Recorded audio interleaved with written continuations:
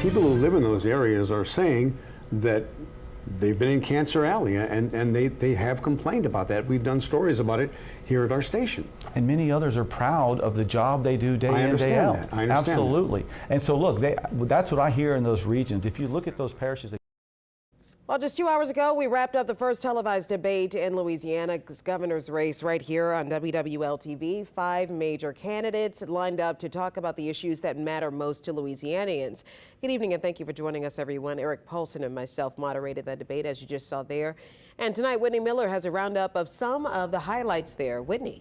Well, Sharice, tonight's debate was very informative. Candidates responding to questions about violent crime, education, and home insurance. Take a look. Right out of the gate, candidates were served a question about how they would address violent crime across the state. All the candidates say they would find ways to get more officers on the street. Democrat Shawn Wilson used that question as an opportunity to call out Attorney General Jeff Landry. The fact that the leading candidate in this campaign is the chief law enforcement officer of the state, has failed to show up, no different than he did tonight. The first thing you have to do is show up and be engaged. When it comes to affordable home insurance, I will do several things. First of all, I will have a special session immediately after being sworn in as governor to address this crisis and work with our new insurance commissioner to put forth good, sound legislative policy. On the topic of abortion, all but Shawn Wilson said they would not support putting the issue of abortion up for vote from the public. That should be decisions that they make with their doctor, their lord, and their spouses. During the rapid fire portion of the evening, all of the candidates said they believe closing the wealth gap should be a priority in their administration. And they all say they would give teachers a pay raise. If we want more teachers, then we need to pay them. In the business world, that's how it works. That's what I bring to government. I run it like a business, just like I would want my employees treated at home. I treat them the same way. Candidates also addressed the state's reputation when it comes to the rights of the LGBTQ community. There was a bill that came up dealing with sex change operations for children, and that's what the issue was.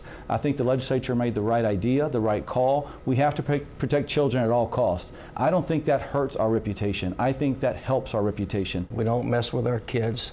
And a consenting adult does what they want to do, whether I agree with them or not. You know, I have my belief system, other people have their belief system, and they can do what they choose to do. But we have the best culture in America. When it comes to the minimum wage, all but Waguespack and Hewitt said they would raise the minimum wage. I'm on record of having said no in the legislature up until this point. Okay. But I do think it's time to have the conversation. And Jeff Landry declined to participate in tonight's debate because of its sponsorship by the Urban League of Louisiana. Sharice. All right, Whitney, thank you so much. Well, after the debate, we asked our political analyst Clancy Dubose for his thoughts. Here's some of what he had to say. Well, nobody fell flat on their face.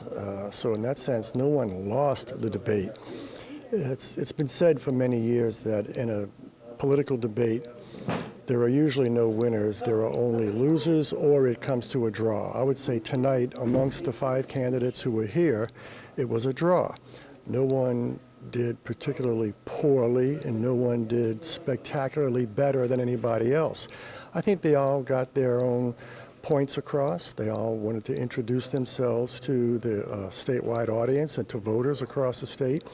And it was the first chance for voters to get a look at these folks all together, seeing who can distinguish himself or herself from the crowd. And we will have the full debate online at WWLTV.com.